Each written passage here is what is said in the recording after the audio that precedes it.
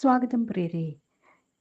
എന്തുകൊണ്ടാണ് എനിക്ക് മാത്രം ഇങ്ങനെ സംഭവിക്കുന്നത് എന്ന് പലപ്പോഴും നിങ്ങൾ ഓർത്ത് വിഷമിച്ചിട്ടുണ്ട്, അല്ലേ? നിങ്ങളുടെ ഈ ചോദ്യത്തിനുള്ള ഉത്തരമാണ് ഇന്ന് ഇവിടെ നമുക്ക് യൂണിവേഴ്സ് തരുന്നത്.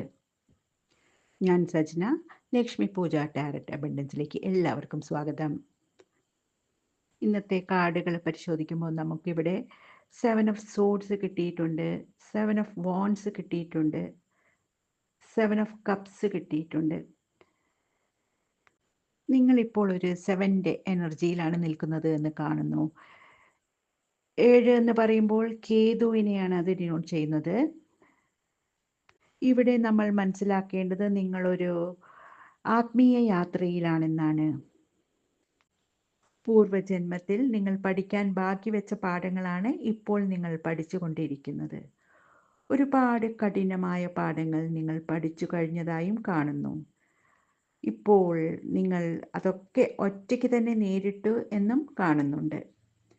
ചതി, വഞ്ചന തുടങ്ങിയവയൊക്കെ ഏറ്റുവാങ്ങിയ ഒരു ജീവിതയാത്രയായിരുന്നു നിങ്ങളുടേത്.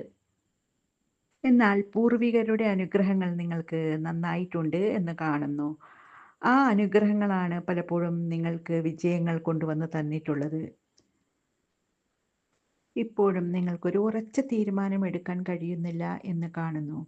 അത് പേഴ്സണൽ ലൈഫിലോ കരിയറിലോ എന്ത് തന്നെ ആയാലും, ഏത് കാര്യത്തിൽ തന്നെ ആയാലും മനസ്സിൻ്റെ ചഞ്ചലാവസ്ഥയാണ് ഇവിടെ കാണുന്നത്.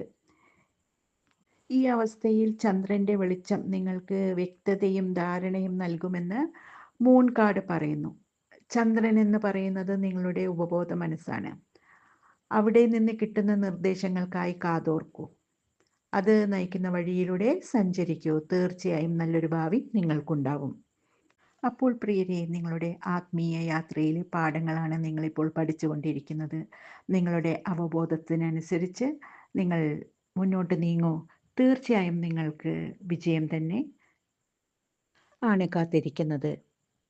ഈ റീഡിംഗ് നിങ്ങൾക്ക് ഇഷ്ടമായെങ്കിൽ എൻ്റെ ചാനൽ സബ്സ്ക്രൈബ് ചെയ്യാനും ലൈക്ക് ചെയ്യാനും മടിക്കില്ലല്ലോ.